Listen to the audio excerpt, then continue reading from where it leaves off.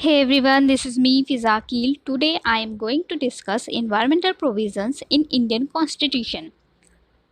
हमारे Indian constitution में environment से रिलेटेड 4 इम्पॉर्टेंट आर्टिकल हैं जिसे आज हम डिस्कस करेंगे। Article 21, article 48A, article 51A(G) and article 253। Article 21 ये हमारा फंडामेंटल राइट के अंदर आता है।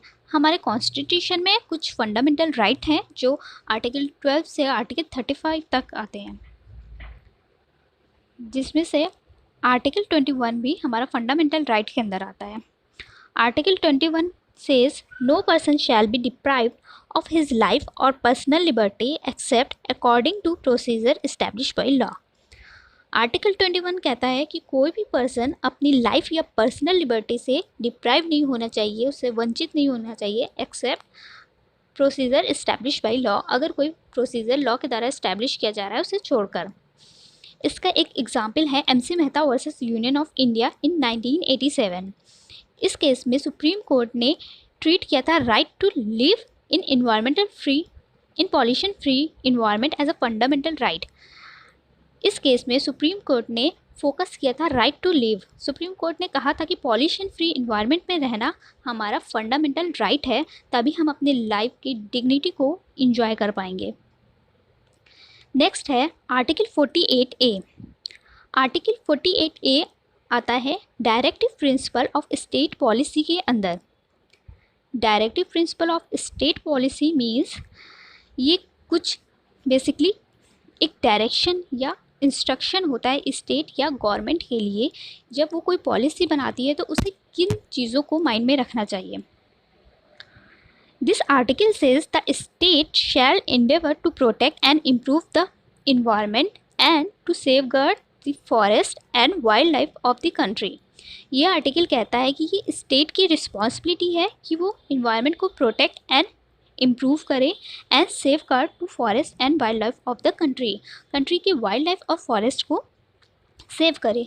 यह आर्टिकल हमारे कॉन्स्टिट्यूशन में 42nd अमेंडमेंट के द्वारा ऐड किया गया था। नेक्स्ट है आर्टिकल 51A(G).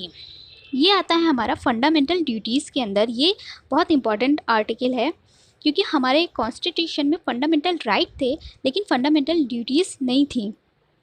बट इन 1975 में हमारी गवर्नमेंट ने ये रियलाइज़ किया कि कुछ फंडामेंटल ड्यूटीज़ भी होनी चाहिए सिटीजन्स के लिए for the betterment of country. So 42nd amendment के द्वारा 1976 में फंडामेंटल ड्यूटीज़ को ऐड किया गया। अभी तक हमारे कॉन्स्टिट्यूशन में आर्टिकल 51A के अंदर 11 फंडामेंटल ड्यूटीज़ ऐड हो चुकी हैं, जिसमें से आर्टिकल 51A(G) वो इन्वायरमेंट से रिलेटेड है।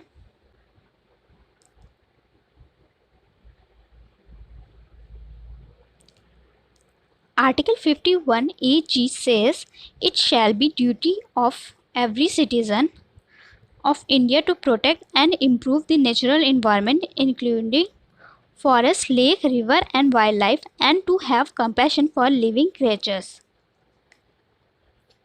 ये सिटीजन्स की ड्यूटी है कि वो इन्वायरमेंट को प्रोटेक्ट एंड इम्प्रूव करे including forest, lake, river and wildlife and to have compassion for living creature.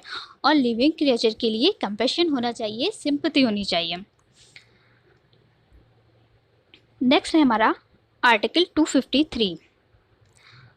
Article 253 basically ये कहता है कि पार्लियामेंट के पास पावर होती है किसी भी लॉ को बनाने के लिए for implementing any treaty, agreement और convention with any other country. किसी दूसरी कंट्री के साथ ट्रीटी, एग्रीमेंट या कन्वेंशन को इम्प्लीमेंट करने के लिए या डिसीज़न लेने के लिए किसी इंटरनेशनल कॉन्फ्रेंस में। ये आर्टिकल इम्पॉर्टेंट इसलिए है क्योंकि हमारा इन्वायरमेंटल प्रोटेक्शन एक्ट जो 1986 में बनाया गया था ये इसी आर्टिकल के अंडर बनाया गया था।